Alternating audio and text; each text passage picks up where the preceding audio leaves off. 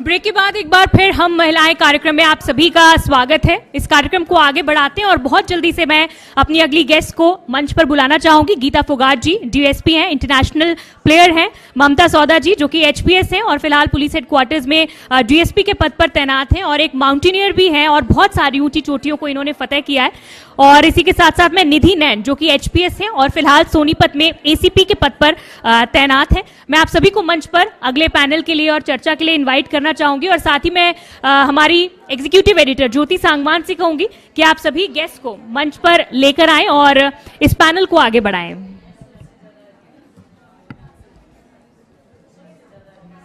Over to you ज्योति जी।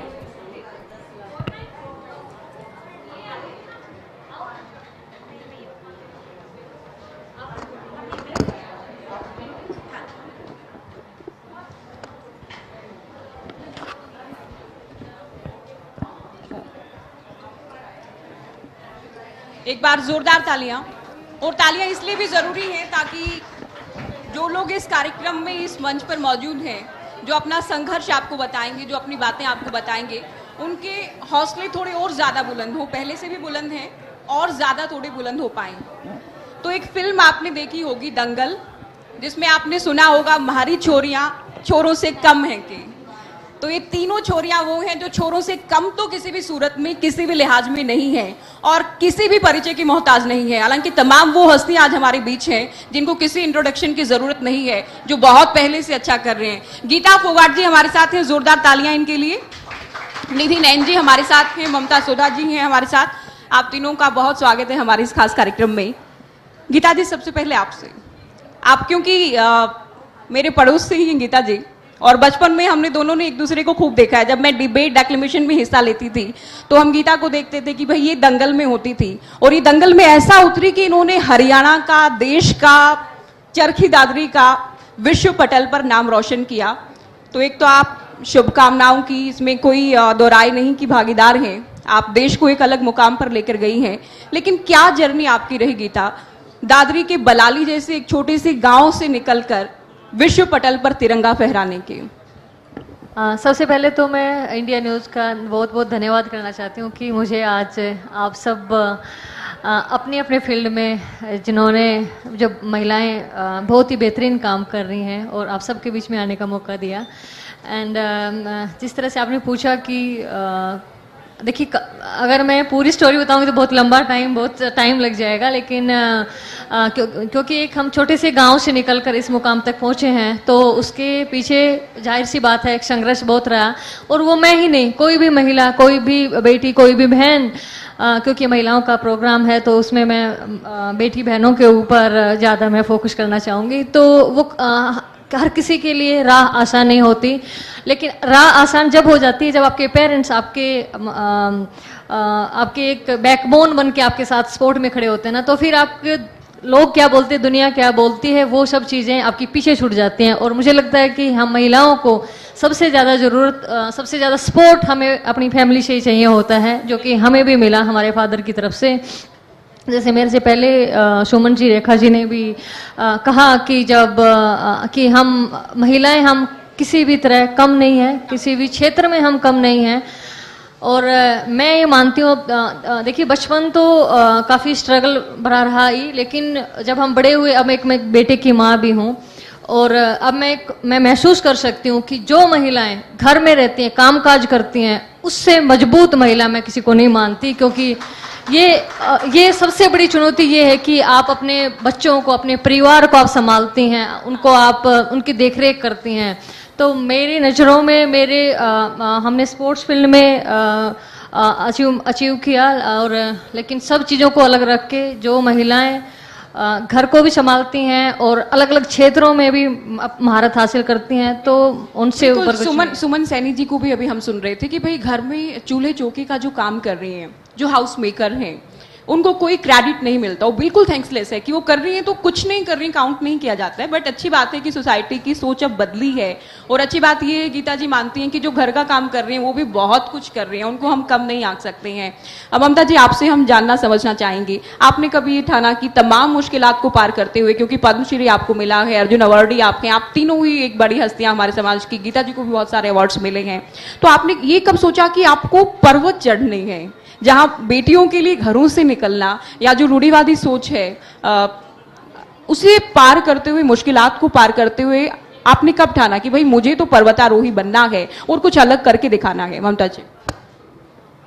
देखिए, हर औरत की ये एक शुरू से ही सोच होती है। मुझे लगता है कि जिस तरह से बीइंग ए ह्यूमन, मैं ये नहीं कहती कि जो लड़का और लड़की में कोई फ़र्क है, मुझे नहीं लगता, वी आर ह्यूमन।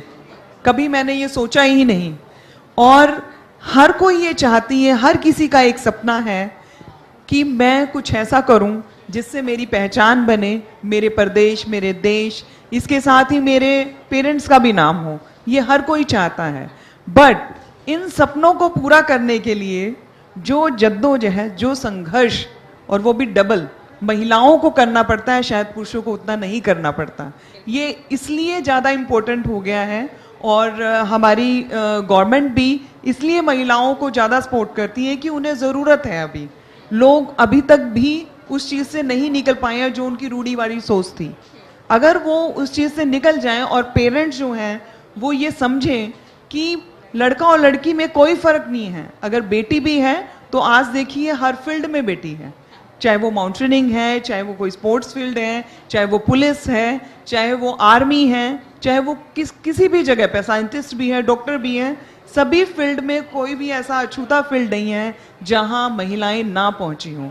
तो सबसे पहला मेरा संदेश यही है कि मैं आज जो मेरे सामने बैठी हैं या मुझे सुन रही हैं महिलाएं, वही अपनी यहीं से शुरुआत करें कि हमने अपनी बेटियों को भी और बेटों को भी आज ये संस्कार देने हैं कि आने वाले टाइम में ये फर्क कभी ना नजर आए कि बेटी को अलग चुना जाए और बेटे को अलग चुना जाए। उनकी सारी ज़रूरतें, उनका सारा सिस्टम सेम होना चाहिए, उनकी परवरिश सेम होनी चाहिए। अगर मैं बात करूं तो मैंने माउंट एवरेस्ट या बहुत सारी पीक्स जो इंडिया में है, वो अब्रॉड में भी जो हमारे 5 कॉन्टिनेंट्स हैं उनकी हाईएस्ट पीक भी क्लाइंब की, स्टिल मैं क्लाइंबिंग कर रही हूँ। और ये इसलिए, ये सिर्फ मेरे लिए नहीं था, ठीक है अपनी पहचान तो हर कोई चाहता है, बट जो मेरे मन में जो टीस थी बचपन से ही, वो यही थी, जैसे हमारी फैमिली में हम लोग देखते थे कि बॉयज़ को बड़ी फ्रीडम थी कि वो कहीं भी जा सकते थे, कुछ भी कर सकते थे। बट मैं कहीं ना कहीं ये सोचती थी कि नहीं, ये चीज़ें चेंज होनी चाहिए, हमारे भी सपने हैं, हमें भी बहुत कुछ करना है, यहाँ तक हम सीमित नहीं हैं, हम इससे भी आगे कर सकते हैं।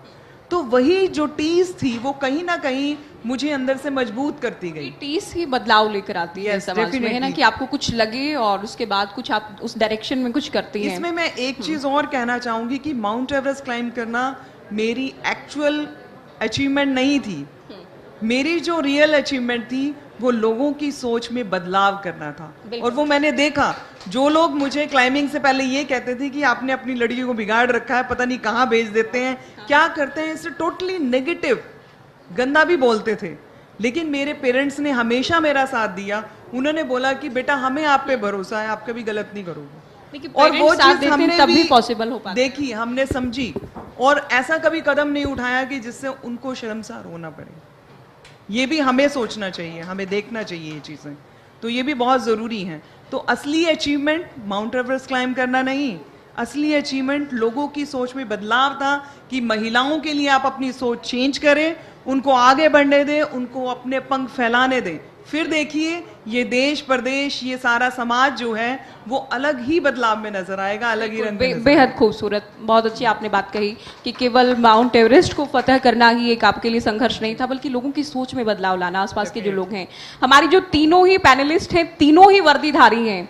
एक बार फिर से जोरदार तालियां, क्योंकि आप लोग जब तालियां बजाते हैं तो इन्हें भी लगता है कि भाई इन्हें ध्यान से सुना भी जा रहा है, समझा भी जा रहा है। नैन जी, आपसे भी हम जानेंगे, क्योंकि आपने पुलिस लाइन को चुना, जो कि बहुत सारे घरों में आप देखते हैं, गीता जी आपने भी देखा, ममता जी आपने भी देखा, कि लड़कियों के लिए सोचते हैं कि आप टीचर बन जाओ या ज्यादा से ज्यादा आप बैंक की नौकरी कर लो, भाई ये बेल्ट वाली नौकरी या पुलिस वाली नौकरी, आर्मी वाली, ये लड़कियों के लिए नहीं है, इसे कभी प्रेफरेंस नहीं दी जाती। तो कब आपने सोचा कि मुझे तो इस फील्ड में आना है और खुद को साबित करना है? Thank you ma'am for asking this question. सबसे पहले तो जैसा मेरे साथियों ने बताया कि जो पहली इंस्पिरेशन होती है हमारी, या जो भी हमें जो लोग मोटिवेशन देते हैं वो हमारे माता पिता होते हैं। तो मेरे लिए सबसे बड़ी इंस्पिरेशन भी मेरे डैडी, मेरे पापा ही थे। तो उन्होंने बचपन से ही मुझे इस चीज़ के लिए इस तरीके से उन्होंने मेरा माइंडसेट रेडी किया था कि आपको या तो प्रशासनिक स्तर पे कुछ करना है या फिर आपको पुलिस लेवल पे जाके मतलब पुलिस में भर्ती होके कुछ समाज सेवा करनी है। तो दोनों ही जो हमारी फोर्सेस होती हैं, चाहे वो एडमिनिस्ट्रेटिव सर्विस हो, चाहे वो हमारी पुलिस सर्विस हो, उनसे ये बहुत मेजर रोल प्ले करती हैं समाज में बदलाव लाने का। तो इसलिए मतलब मेरे पेरेंट्स ने बचपन से ही मुझे यही सिखाया था कि आपको सिविल सर्वेंट बनना है। तो yes ma'am, my parents were the people जिन्होंने मुझे बचपन से ही ये चीज़ सिखाई कि पुलिस में आना है। जी बिल्कुल, पेरेंट्स वाली बात तो आप तीनों ने ही कही। और गीता जी का संघर्ष की जब हम बात करते हैं, महावीर फोगाट जी ने बड़ा संघर्ष किया, और जो एक पितृसत्तात्मक जो सोच होती है कि भाई बेटा होगा तभी आपका वंश चलेगा, तभी नाम चलेगा, गीता जी ने साबित किया कि केवल परिवार में या समाज में, रिश्तेदारी में नहीं चलेगा, बल्कि दुनिया में नाम चलेगा जब बेटियां कुछ अच्छा करेंगी। गीता जी इसका बखूबी एक बहुत बड़ा उदाहरण है। तो आपके पिताजी ने कभी सोचा गीता कि हाँ भाई बेटियों को दंगल में उतारना है, वो जब कुछ करेंगे पूरा समाज भी देखेगा, सोच भी बदलेगी, और कैसे आप अंतर्राष्ट्रीय स्तर पर फिर लगातार आगे बढ़ती रही? देखिए, मेरे पिताजी ने सोचा ही नहीं। अगर आज हम बात करें, आज में हम कहते हैं कि सबकी अपनी अपनी धारणा होती है। बोलते हैं कि बच्चे को खुद देखना चाहिए कि वो किस फील्ड में जाना चाहता है। लेकिन अगर हम खुद की अगर मैं बताऊं तो अगर हम बहनों को मेरे पिता ने रेसलिंग में नहीं डाला होता तो मैं समझती हूँ कि जो बाकी जो मेरे परिवार में जो और मेरे काका ताई की जो बेटियां हैं वो एक हाउसवाइफ की लाइफ जी रही हैं, तो शायद हम भी वही जीते। तो मैं ये मानती हूँ कि जो हमारे एल्डर्स होते हैं, हमारे माता पिता या हमारे जो गुरुजन होते हैं, उनको समझ ज़्यादा होती है, उनको एक्सपीरियंस ज़्यादा होता है और वो जीवन के बारे में बेहतर जानते हैं। बच्चे के लिए अगर मैं बात करूँ, अब मेरा 6.5 साल का बेटा है, तो हम आपके बेटे की भी वीडियोस देखते हैं सोशल मीडिया पर, आपने अभी से उनको दंगल में उतार दिया है। जी, तो मैं वही कहना चाहती हूँ कि देखिए, हम सोचते हैं कि बच्चे को उसके अनुसार चलने देना चाहिए। तो हाँ, इंटरेस्ट के हिसाब से मेरी सोच अलग है। मुझे लगता है कि अगर उसको तो सही गलत का ज्ञान नहीं है, और अगर हमें भी हमारे पिता हमारे इंटरेस्ट के हिसाब से जाने देते तो आज मैं आपके बीच में यहाँ नहीं होती। मैं भी लाइक जैसे मैंने पहले बताया कि मेरी और कजन्स की तरह मैं भी एक नॉर्मल हाउस आम लड़कियों की तरह ही फिर आप मैं ये नहीं कह रही कि अच्छा, आपकी दिलचस्पी तो रही होगी, और क्या क्या चैलेंजेस आपके रास्ते में इस दौरान आए? एक तो समाज वाला ही था सबसे बड़ा, तो आसपास के लोग क्या कहेंगे, भाई लड़की होकर कुश्ती कर रही है, लड़की होकर दंगल में उतर रही, मैदान में उतर रही है, ये काम तो लड़कों का है। सबसे बड़ा चैलेंज तो ये रहा होगा। कि मैं बहुत ज्यादा समय नहीं लेना चाहती। मैं कहना चाहती हूँ कि मेरे संघर्ष रहा, क्योंकि एक बलाली एक छोटा सा गाँव है, और जिस टाइम हमने कुश्ती की शुरुआत की, वहाँ उस टाइम पर कुछ चंद ही लड़कियां थी जो इंडिया में रेसलिंग कर रही थी। और हमारे जब हम ट्रेनिंग करते थे, कंपटीशन के लिए जाते थे, तो लड़कियां होती नहीं थी, हम लड़कों के साथ दंगल लड़ते थे। तो हमारे बिल्कुल छोटे छोटे लड़कों की मतलब बिल्कुल शॉर्ट हेयर होते थे, और जब हम दंगलों में जाते थे, मिट्टी के दंगल, मुझे नहीं पता हमारी बहनों माताओं ने देखे मतलब जानते होंगे, हरियाणा से हैं, तो जब हम दंगलों में जाते थे तो बोलते थे कि ये लड़कों की तरह लगती हैं, ये तो लड़के हैं, मतलब लोग ऐसे ही बोलते थे। तब क्या आप इसे कॉम्प्लीमेंट की तरह लेती थी कि यार गंदा लगता था कि मुझे भी बड़े बाल रखने चाहिए, मुझे भी थोड़ा लड़कियों की तरह गर्लिश मुझे दिखना चाहिए, क्या लगता था? देखिए, शौक था हमें भी कि लंबे बाल हों, और लेकिन मेरे फादर हानिकारक थे, जैसे कि फिल्म में भी दिखाया। और अगर मेरे फादर हानिकारक नहीं होते तो आज हम यहाँ नहीं होते। उस वक्त बहुत बुरा लगता था, बहुत हर दिन ऐसा लगता था कि इससे अच्छा मर जाए, ये हकीकत है। वो जो बहुत- 10 साल बहुत जिंदगी मुश्किल के, था। हाँ, बहुत मुश्किल भरे रहे, क्योंकि मेरे फादर लेकिन वो ना कि कड़वी दवाएं भी जरूरी हैं, वो मीठा असर करती हैं, वो बाद में आपको समझ में वो आया अभी होगा। समझ में आया, उस टाइम पे नहीं समझ में आता, तो उस टाइम यस। तो यही है कि जब आप अपने बच्चों को एक राह देते हैं, आप बच्चों को बताते हैं कि ये क्या ठीक क्या गलत है, तभी तो वो कुछ अच्छा कर पाते हैं। ममता जी, आपसे, क्योंकि आप भी काफी चैलेंजिंग है आप वाला काम भी, और तमाम जो महिलाएं हमारे साथ हैं हस्तियां, आपने अपने फील्ड के एक्सपर्ट हैं, नाम कमाया है उन्होंने, जो घर वाली लाइफ है, डेली रूटीन वाली लाइफ, जब आप फतह करने जाती हैं, माउंट एवरेस्ट चली जाती हैं, पर्वतारोही के तौर पर आप जब लगातार काम करती हैं, तो वो कैसे मैनेज हो पाता है, कितना मुश्किल रहता है? ये वाकई में बहुत मुश्किल है। पहली बात तो जब मैंने ये फील्ड अडॉप्ट किया तो मेरे पेरेंट्स कहने लगे क्या आप कर लोगे ये सब? मैंने कहा नहीं, मैं क्यों नहीं कर सकती। तो उन्होंने बोला नहीं, ये बहुत मुश्किल है और it's a totally death risk. ये सिर्फ चोट नहीं लगती है, इसमें आपकी जान भी जा सकती है, तो एक तरह से आप मौत के मुंह में होते हो। तो एक पेरेंट्स के लिए ये चीज़ें सोचना, तो ये बहुत बड़ी बात है कि उन्होंने मुझे अलाउ कर दिया। वो बहुत पहले तो मुझे पूरा उन्होंने मना किया कि नहीं नहीं, अगर कुछ हो गया, कुछ गलत हो गया तो फिर हम क्या करेंगे। तो फिर मैंने उनको समझाया कि लाइफ जो है उसमें आपको नहीं पता कि सेकंड स्टेप में आपके साथ होना क्या है, अनप्रिडिक्टेबल पूरी Right? तरह से। कभी भी कई लोग तो ऐसे हैं कि बाथरूम में स्लिप होके भी मर जाते हैं। तो मैंने कहा अगर हम जिंदगी में कुछ रिस्क नहीं लेंगे तो मुझे लगता है हम जिंदगी को अच्छी तरह से जी नहीं पाएंगे। तो दिस इज द वे कि मुझे वो चीज़ करनी चाहिए जो सबसे टफ हो। और माउंटेनिंग जो है it's a very very tough task. आप जो है जो ग्राउंड पे जो मतलब प्लेन एरिया में जितना वर्कआउट आप करते हो उससे डबल वर्कआउट वहाँ चाहिए, क्योंकि वहाँ आपके पास बहुत सारी चैलेंजेस हैं। वहाँ पे आपके सामने जो है नेचर खड़ी है, ठीक है, बड़े बड़े बोल्डर्स भी कई बार आ जाते हैं, बहुत सारे एवलांचेस आप समझते होंगे, बहुत सारी स्नो जो है वो आ जाती है। और इसके अलावा जो हाई एल्टीट्यूड सिकनेस हो जाती है, वहाँ पे बहुत सारे जो है जंगली जानवर भी होते हैं, बहुत सारी। हम सिर्फ टेंट में ही रहते हैं और कुछ नहीं होता वहाँ पे सेफ्टी के लिए, लेकिन हम वो सारी चीज़ें जैसे बेसिक कोर्स हैं, एडवांस कोर्स हैं, हम पूरा प्रिपेयर होके जाते हैं। और एक चीज़ मैं इसमें बड़ी इंटरेस्टिंग बताती हूँ कि जब मैंने माउंटेनिंग शुरू की तो वहाँ पर सिर्फ मैं ही लड़की थी, बाकी सारे लड़के थे। तो आप ये सोचिए वो मेरे लिए बहुत चैलेंजिंग था। मैं ये सोचती थी अभी कुछ कि लड़कियों कैसे का नंबर होगा। बढ़ा ममता जी, आपके इस फील्ड में आने के बाद नंबर बढ़ा नहीं, लड़कियों मैं का कहती हूँ आपके कि ग्रुप में? उसके बाद जब मैंने एवरेस्ट क्लाइंब किया उसके बाद तो लाइन ही लग गई। हाँ। फिर बॉयज भी और गर्ल्स भी। I am the first civilian of Haryana who कंकर द माउंट एवरेस्ट। तो ये जो अचीवमेंट है ये एक दिन में नहीं आ गई, कम से कम 12 साल इसमें लगातार मेहनत करने के बाद मुझे एवरेस्ट जाने का मौका मिला। और इसमें जो डिफ़िकल्टीज आई वो भी मैं आपको बता देती हूँ। इन बिटवीन ही मेरे फादर साहब की डेथ हो गई जब हम लोग जस्ट स्टडी ही कर रहे थे और वही सब कुछ थे। मम्मा मेरे हाउसवाइफ थे, तो एक तरह से मतलब बिल्कुल डाउनफॉल आ गया था कि फैमिली को अब कैसे संभाला जाए। लेकिन मैं घर में सबसे बड़ी थी, ब्रदर भी छोटे थे, बाकी हम 5 ब्रदर सिस्टर्स हैं, तो बाकी सब छोटे थे। तो मुझे ये लगा उस टाइम में, क्योंकि मेरा शुरू से ही था ना कि नहीं कुछ डिफरेंट करना है, तो मुझे लगा नहीं, फैमिली को मुझे ही संभालना है, भले मुझे माउंटेनिंग छोड़नी पड़े।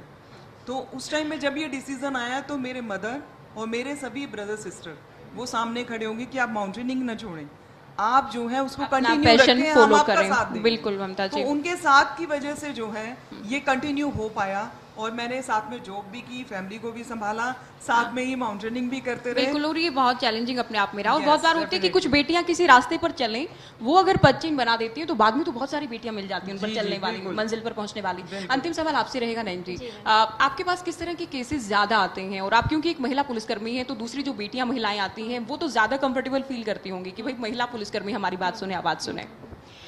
देखिए, अभी जैसे जिस तरीके का क्राइम जैसे बढ़ रहा है महिलाओं और बच्चों के अगेंस्ट, तो महिला विरुद्ध अपराध के लिए इसीलिए महिला ऑफिसर्स को रखा जाता है ताकि पब्लिक जो है उनके साथ कंफर्टेबली जो भी मतलब लड़कियां जो भी चीज़ें फेस कर रही हैं आज के टाइम पे वो कंफर्टेबली अपनी बात रख सके।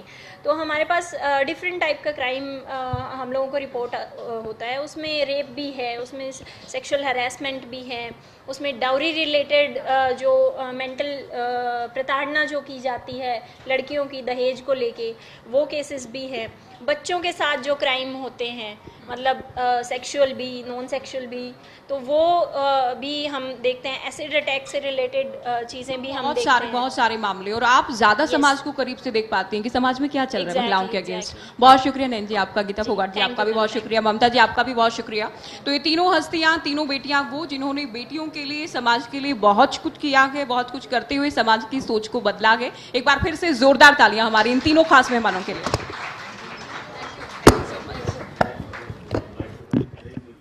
बहुत शुक्रिया आप तीनों ही मेहमानों का इस खास बातचीत पर हमारे साथ जुड़ने के लिए, शामिल होने के लिए, और इतनी खास और प्रेरणादायी बातें सभी महिलाओं तक जो यहाँ पर मौजूद हैं उन तक पहुँचाने के लिए, क्योंकि इन सभी की जो कहानी है वो संघर्ष से भरी है, जोखिम से भरी भी रही है। लेकिन एक बहुत अच्छी बात जो कि ममता जी ने कही कि रिस्क लेने से कभी नहीं डरना चाहिए। अगर आप रिस्क लेने से डर गए तो आप लाइफ में शायद जो बहुत बड़ा सक्सेस या कोई बहुत बड़ा अचीवमेंट पा सकते हैं, आप उससे वंचित रह जाएंगे। तो बहुत शुक्रिया आप सभी का, और इस कार्यक्रम को आगे बढ़ाते हैं। और अब हमारे बीच मौजूद हैं सुधा यादव जी, जो कि भारतीय जनता पार्टी की केंद्रीय संसदीय बोर्ड की सदस्य हैं और बहुत सीनियर बीजेपी की लीडर हैं। मैम, इस कार्यक्रम में आपका बहुत बहुत स्वागत है, और मैं आपको मंच पर अगले पैनल के लिए आमंत्रित करना चाहूंगी। और हम चाहेंगे कि आपके भी जो एक्सपीरियंस है हम उन्हें सुने, और न सिर्फ सुने बल्कि उन्हें अपनी जिंदगी में आत्मसात करने की कोशिश करें और उनसे बहुत कुछ हमें सीखने को मिले। मैं अपनी सहयोगी खुशबू को मंच पर इस पैनल को आगे बढ़ाने के लिए आमंत्रित करना चाहूंगी।